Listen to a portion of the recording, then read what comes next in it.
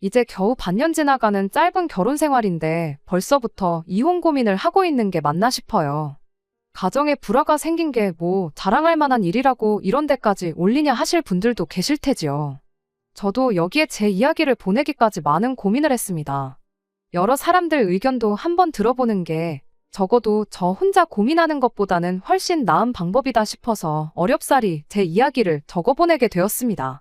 남편과는 연애 결혼을 했는데 연애할 때부터 제 주변 친구들이 시집 참 잘 간다, 부럽다는 식으로 이야기를 했어요. 저도 딱히 그 말에 부정은 하지 않았습니다. 그런데 그 잘났다는 시댁이 말로만 듣던 시월드였을 줄은 몰랐죠. 미리 알 방법만 있었다면 제가 이렇게 여기 사연을 보내는 일도 없었을 테고 이런 고민 또한 안 해도 그만이었을 텐데 하는 생각이 들어요. 남편은 이름만 들어도 알만한 회사 다니는 직장인이었어요. 연봉도 괜찮은 데다가 정년까지 보장되는 회사였다 보니 남편만 두고 보더라도 친구들 사이에서 제가 결혼 잘했다는 이야기가 오갈법했죠. 거기에 시부모님 또한 노후 준비가 다 끝나 있는 상태였어요. 아직 구경도 못 해봤지만 결혼 이야기 오가던 당시에는 시댁에서 신혼집까지 해준다고 했었거든요. 신혼집 해준다고 해서 덥석 결혼을 결심한 건 아니었고요. 그랬다면 제가 그냥 그거 하나라도 보면서 참고 살지. 이렇게 제 이야기까지 적어보내면서 이렇게 푸념하고 있지도 않았을 테죠. 애초에 결혼은 양가 도움받지 않고 둘만의 힘으로 시작하기로 했어요. 남편 벌이도 괜찮은 편이었고 저도 남편만큼은 아니지만 제 또래 중에서는 적당히 괜찮은 대우받으며 일하고 있는 회사원이었거든요. 서로 똑같이 반반 결혼 비용 가져오고 모자란 건 은행 대출 껴서 신혼집 구하자고 이야기가 되어 있던 상황이었는데 남편이 착각하고 있던 게 하나 있었어요. 결혼 이야기 오가기 시작했을 때 제가 얼마나 모아놓았는지 먼저 말을 했던 적이 있었는데 남편은 그 돈만 똑같이 해오면 되는구나 하고 넘겨짚었던 거였어요. 제 저금 총액이었던 5천만 원만 가져오면 되는구나 그렇게 생각했던 거였죠. 하지만 남편이 미처 생각 못했던 게 하나 있었으니 제가 살고 있던 집이었어요. 그 집이 물론 자가는 아니고 전세이긴 했지만 그래도 그 전세금까지 돌려받게 된다면 저금 5천만 원에 1억 2천이라는 거금이 추가되는 거였거든요.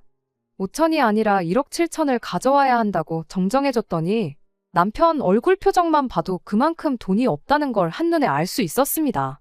연봉만 두고 보더라도 나보다 높았고 회사도 저보다 오래 다녔으니 저는 응당 그 정도 돈은 있겠구나 생각했었는데 남편이 모아놓은 돈은 7천만 원에 불과했어요. 결코 적은 금액은 아니었지만 제가 모은 돈의 절반도 안 되는 상황이었죠. 결국 남편은 모자란 돈을 해와야 한다는 이유로 시부모님 손을 빌리지 않을 수가 없었던 겁니다. 그러면서 그때 시댁에서 어차피 1억이나 보태줘야 하면 그냥 신혼집을 해주겠다고 하는 이야기가 나오게 되었던 겁니다. 그런데 막상 결혼식 올리고 나서 신혼살림은 시부모님이 사주겠다던 집이 아니라 제가 살고 있던 전셋집에 먼저 꾸리게 되었어요. 갑자기 해준다던 집을 못 해준다고 말을 바꾼 건 아니었어요. 시부모님이 부동산 투자로 여태껏 재미를 좀 보셨다고 하더라고요. 지금 살고 있는 아파트도 두 분 노후 자금도 전부 부동산으로 만든 재산이었다 보니 집을 살 때 두 분 나름의 깐깐한 기준이 있다고 해요. 눈여겨보던 집이 몇 개가 있는데 아직 확신도 서지 않고 딱 와닿는 매물이 없어서 때를 기다리고 있는 상황이라고 설명했습니다. 어차피 저도 전세 기간이 조금 남아있었던 터라 내년 초까지는 기다려보라는 시부모님 말에 딱히 의심을 갖지 않았어요. 다른 사람도 아니고 아들 내외가 살아갈 집인데 조금이라도 더 투자 가치가 있는 집을 구해주고 싶어서 그런 거구나 하고 넘어갔습니다. 남편이 돈을 저보다 훨씬 못 모아놓았던 바람에 시댁에서 집을 해주게 되었으니 결과적으로는 잘 풀린 거 아니냐고들 하지만 아직 그 집은 현관문 짝이 무슨 색인지도 구경도 못 해본 터라 지금 이 상황이 더 억울할 따름입니다. 돈은 또 왜 그렇게 못 모아놓았나 했더니 연애할 때는 이거저거 재고 따지고 가성비 따지는 게 절약 정신이 투철한 사람인 줄 알았거든요. 그런데 결혼하고 보니 남편 씀씀이가 남다르다는 걸 알게 되었죠. 저랑 연애할 때는 고기라도 먹고 싶다 치면 끼케야 가던 게 돈가스나 함박 스테이크 집이었거든요. 그나마 기분 좀 내면 삼겹살 정도 먹었었고요.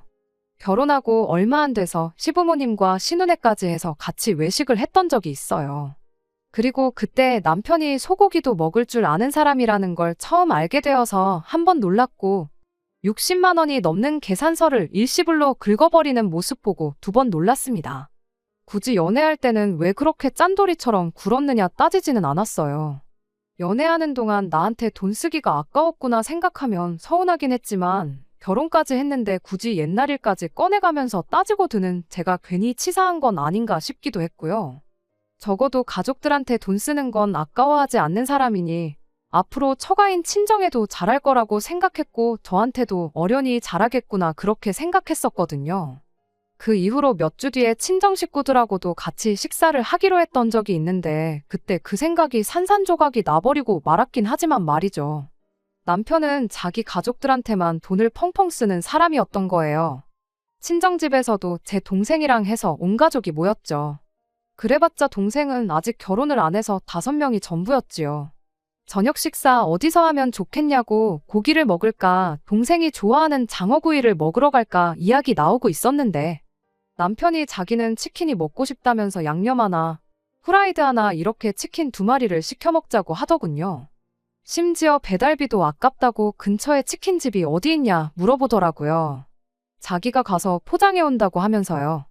얼마 전엔 시댁식 구두라고 소갈비 뜯으러 가놓고 우리 집은 닭다리나 뜯자고 하니 어이가 없었지요. 심지어 5명이라 2마리만 시키면 1명은 다리도 한 조각 못 먹잖아요. 양념 하나 후라이드 하나면 배부르게 먹는다는 소리에 친정 부모님도 제 동생도 어안이 벙벙해서 있는데 제가 다 어이가 없어서 강제로 가족들 다 끌고 나와서 결혼 전에도 부모님하고 자주 가던 장어구이 집으로 향했습니다. 남편 표정이 못마땅해 보이긴 했는데 막상 계산할 때 되니까 자기 카드를 꺼내더니 시원하게 긁더라고요. 그 과정까지 열받았던 게 한두 개가 아니었지만 그냥 용서해 주려고 했는데 식사 끝나고 집에 와서 자기 통장으로 외식한 돈 입금해달라고 하는 겁니다. 그럴 거면 계산은 왜 나서서 했냐고 따졌더니 장인 장모님의 처남 앞에서 자기 체면 안 살게 얻어먹을 수는 없지 않았겠냐며 치킨 먹으면 맥주까지 해서 5만 원, 6만 원이면 끝났을걸. 저 때문에 괜히 40만 원이나 썼다고 징징대더라고요. 시댁은 소갈비를 뜯었는데 친정은 닭튀김 먹는 게 말이 안 되지 않냐고 따졌더니 남편이 그래도 우리 부모님이 집 해준다고 했는데 똑같이 가면 안 되는 거 아니겠냐고 하는 겁니다. 괜히 그걸로 싸움하고 그러기도 싫어서 그냥 알겠다고 말하고 35만 원 보내줬습니다. 5만 원은 왜 빼고 보냈냐길래 치킨 먹었으면 당신이 샀을 거 아니냐고 원래 쓰려던 치킨 값은 빼고 준 거라고 하니 아무 말도 못 하더라고요. 아무튼 그런 일이 있었다 보니 남편이 친정 식구들한테 잘하는 건 기대도 하지 않았습니다. 대신 저도 가만히 있지는 않았어요. 친정에도 안 쓰면 안 쓰는 만큼 시댁에도 그냥 퍼주게만 내버려두지 말자는 생각이었어요. 그런데 그러고 며칠 뒤, 그러니까 얼마 전에 난데없이 시부모님 모시고 해외여행을 다녀오겠다는 말을 꺼내오더군요. 당연히 못 가게 할 생각이었어요. 해외여행 가는 게 돈이 한 푼 두 푼 드는 게 아니잖아요. 하지만 반대를 할 수가 없었습니다. 알고 보니 이 해외여행이 남편이 저랑 결혼하기 전에 이미 다 예약까지 끝내놓은 상황이었거든요. 올 초에 회사에서 상여금이 꽤나 짭짤하게 나왔는데 애초에 그 돈으로 시부모님 모시고 해외여행을 다녀올 계획이었고 상여금 받자마자 미리 티켓까지 사놓았던 거죠. 그리고 여행 날짜가 임박해오니 그제서야 제 생각이 났다고 하는 겁니다. 그러면서 이참에 너도 우리 집 며느리가 됐으니까 가족여행에 저도 같이 따라가자고 말을 꺼내더군요. 이야기를 듣자 하니 남편은 매해 그렇게 회사에서 나오는 상여금으로 시부모님 모시고 여기저기 놀러 다녔었다고 해요. 여태껏 그렇게 해왔던 거고 결혼 전에 자기가 벌어놓은 돈 쓰는 거니 제가 딱히 반대를 할 수가 없더라고요. 반반 결혼 못할 뻔했던 상황이라면 당장 취소하라고 제가 목소리라도 높였겠지만 시댁에서 집을 해주기로 되어버렸으니 말이죠. 그래도 남편한테 앞으로는 상여금이 나와도 해외여행 같은 큰 지출은 상의를 해달라고 한마디 했습니다. 시부모님하고 같이 여행을 다녀오는 건 솔직히 내키지 않았어요. 남편과 단둘이 다녀오는 해외여행이면 모를까 시부모님 모시고 해외여행은 엄두가 나질 않더라고요. 거기에 또 세 사람 것만 예약이 되어 있었다 보니 제 여행 경비는 제가 또 알아서 해야 했던 상황이었고요. 셋이 가는 거야 결혼 전에 정해놓은 거라 어쩔 수 없다지만 제가 끼면 제 여행 경비는 추가적으로 지출을 하게 되는 거니 그건 또 이야기가 다르잖아요. 남편은 돈 때문에 그러는 게 좀 어이없다는 반응이었습니다. 결론부터 말하자면 시부모님이 집을 해줬는데 거기서 우리가 아낀 돈이 얼마인데 여행 경비가 아깝다는 소리를 감히 하느냐는 소리였어요. 내년에는 여행 가자는 말 안 하겠다. 그래도 결혼 첫 해에 우리 부모님과 함께 처음 가는 여행 아니냐. 그런 큰 행사에 며느리가 빠진다고 하면 우리 부모님이 얼마나 섭섭해 하시겠냐 하면서 계속 저를 설득하더라고요. 언제부터 해외여행 가는 게 시댁 행사가 되었는지는 모르겠지만 그래도 남편 말이 아예 틀린 말은 아니었다 보니 일단은 알겠다고 같이 따라가겠다고 했습니다. 그 뒤로 남편한테서 여행 계획이나 이런저런 부분들을 전달받았고 수수료가 조금 들기는 하겠지만 여행 날짜 조금 조정하고 숙소도 다시 예약하고 그러면 애초에 준비했던 것보다 훨씬 더 싸게 다녀올 수 있겠다는 계산이 섰습니다. 그런데 제가 이렇게 경비를 줄였다는 사실을 남편이 그새 쪼르르 시댁에다가 전했나 봐요. 그 말을 듣고 난데없이 신우도 가족여행인데 가족이 빠질 수가 있냐며 자기도 같이 가겠다며 저한테 연락을 해왔습니다. 결혼하고도 가족들 모임 때문에 만나는 것 외에는 거의 왕래도 없었고 저한테 개인적으로도 연락 한 번 한 적 없던 신우였어요. 그간 가깝게 지냈다면 모를까 시부모님만 해도 버거운데 손이 신우까지 같이 여행을 간다니 안 그래도 불편한 여행길이 더 불편해지겠구나 싶었죠. 그러다가 제가 결국 여행을 안 가기로 했습니다. 이유는 별거 없었어요. 신우랑 심해부 여행 경비도 남편이 내주려고 들었거든요. 제가 암만 여행 경비를 줄였다고 한들 끼케야 몇십만 원 수준이었죠. 거기에 신우도 심해부도 말로는 따라가겠다 하면서도 돈 한 푼 보탤 생각이 없어 보였고요. 오롯이 우리 돈을 가지고 여행에 꼽사리를 낄 생각이었던 거예요.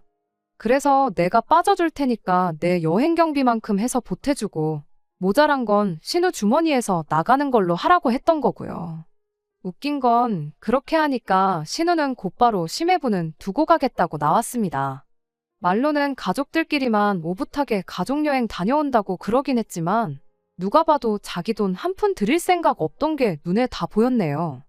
그래도 차라리 잘 되었구나 싶었어요. 괜히 시부모님의 손이신우까지 해서 거기서 시달릴 생각하면 안 까고 집에서 푹 쉬는 게 훨씬 낫다고 생각했으니까요. 며느리랑 사위 빼고 가는 시댁 식구 가족여행 날짜가 다가오면서 시어머니한테서 연락이 왔어요.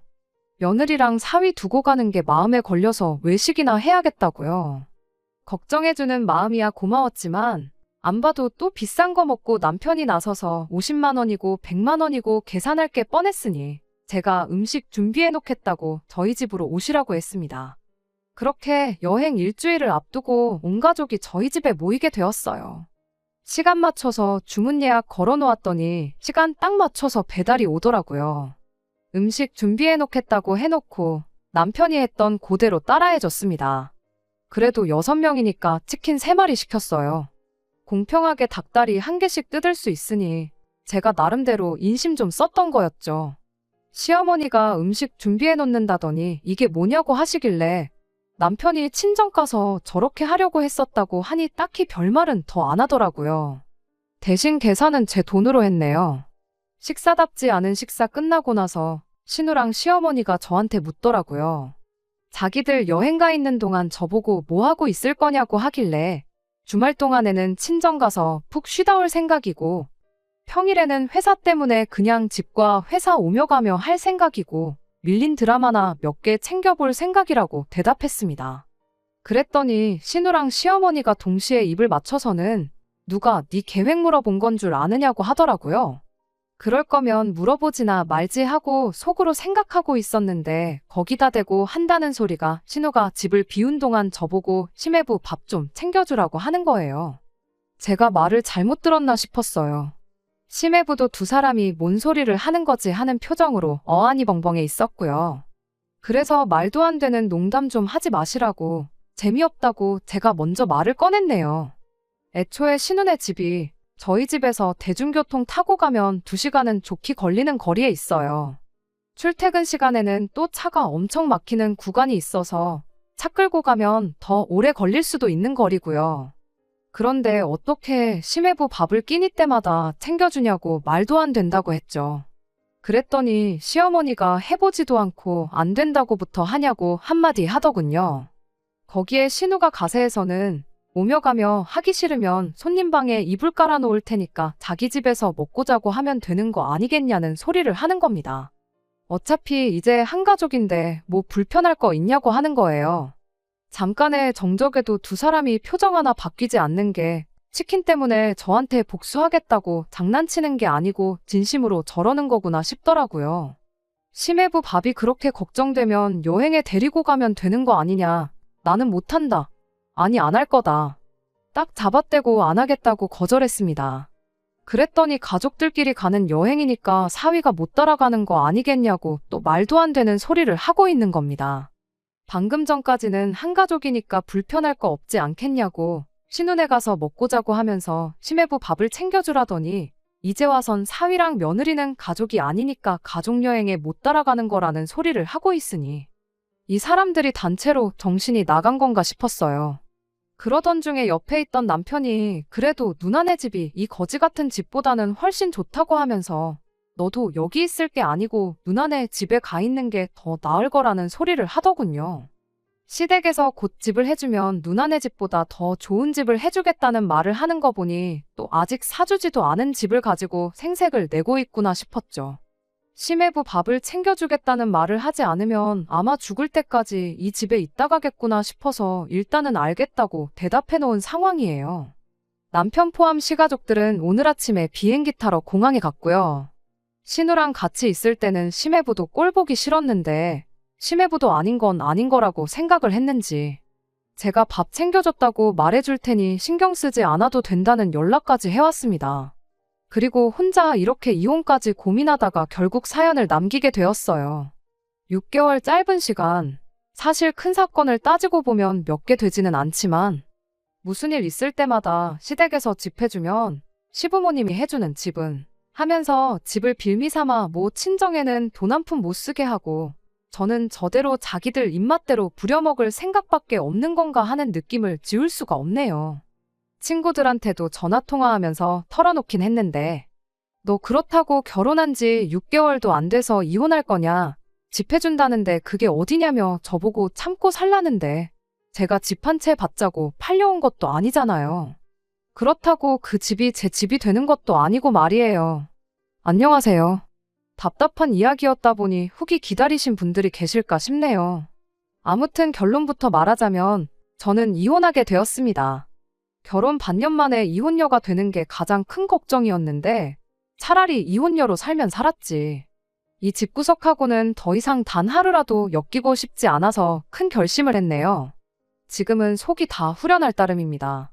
그나마 심해부의 배려 덕분에 실제로 밥 해주러 신우네 집까지 갈 필요는 없었어요. 그런데 독한 신우가 기어이 심해부한테 여행 가 있는 동안 저한테 무슨 반찬 얻어먹었는지 물어봤다네요. 거기까진 말을 맞추지 않았다 보니 당연히 들통이 나게 되었고요. 그 길로 시어머니랑 신우가 저희 집에 말도 없이 쳐들어와서 벌써부터 시댁 어른들을 속이려고 드냐며 아주 난리도 보통 난리가 아니었어요. 그 덕에 아무 미련도 남기지 않고 이혼을 결정할 수 있었네요. 이혼한다고 하니 또 그놈의 신혼집 이야기가 튀어나오더라고요. 제가 이렇게 기어오르면 기어오를수록 앞으로 사줄 집 평수가 하나씩 줄어들 거라는 되도 않는 겁을 주기 시작하는데 그깟집 필요도 없으니까 알아서 엿바꿔 먹든 하라고 했어요. 구경도 못 해본 신혼집 좀 그만 우려먹으라고. 이젠 신혼집으로 골프장이 딸린 대저택을 사준다고 해도 싫으니까 그냥 이혼 서류에 도장이나 찍어달라고 했습니다. 당신네 동생이 아들이 그 잘난 월급 받아놓고 나이도 어린데다가 연봉도 낮은 내가 모아놓은 돈의 절반도 못 모아서 해준다고 한 거 아니냐고. 못난 아들 기세워주려고 사주는 아들 집이지. 막말로 그 집이 내 집이 되는 것도 아닌데 집을 빌미로 사람 그만 좀 부려먹으라고요. 제가 이혼하겠다고더니 시어머니가 곧바로 꼬리를 숙이더라고요. 그래도 아들 이혼남 만들기는 싫었나 보죠. 아니면 아들 반품 받아서 다시 뒷바라지 해주는 게 싫었을지도요. 이혼 한마디에 곧바로 꼬리 내리는 꼴을 보니까 이건 누가 봐도 잘 결정한 거다 확신이 생기더라고요. 제 뜻을 굽히지 않으니 시어머니가 신우한테도 사과하라고 시키더라고요. 신우랑 시모한테 사과는 사과대로 받고 이혼도 결국 했습니다. 이혼하면서 시어머니한테는 한마디 더 해줬어요. 이혼하더라도 해주기로 한 아들 집은 미리 해주시라고요. 반년 살아보니 알겠는데 어머님 아들 그거라도 없으면 재취는 물 건너간 거나 마찬가지일 거라고. 반품받은 아들 다시 내보내고 싶으면 집 먼저 해주시고 계속 품에 끼고 살 거면 괜히 다른 사람 피해주지 말고 평생 품에 끼고 살라고 했네요. 이렇게 후련한 걸 가지고 뭘 그렇게 고민했나 싶어요. 여전히 아쉬운 게 있다면 결혼 전에 이 집구석의 본성을 미리 알았더라면 하는 것뿐이에요. 그럼 적어도 이렇게 제 감정 낭비, 시간 낭비 할 필요도 없었을 테니까 말이에요. 친구들 말 듣고 참고 지냈다간 제 인생만 불쌍해질 뻔했네요. 사연 보내기를 잘했던 것 같아요. 보내주셨던 여러 의견들 덕분에 제 스스로 제 인생을 구제할 수 있었네요. 제가 앞으로 더 행복하게 지낼 수 있게 이번에는 좋은 이야기 많이 남겨주시길 부탁드릴게요. 끝까지 들어주셔서 감사합니다. 오늘의 사연은 여기까지입니다. 구독과 좋아요, 알람 설정 부탁드리고 더 좋은 사연으로 다시 찾아뵙겠습니다. 감사합니다.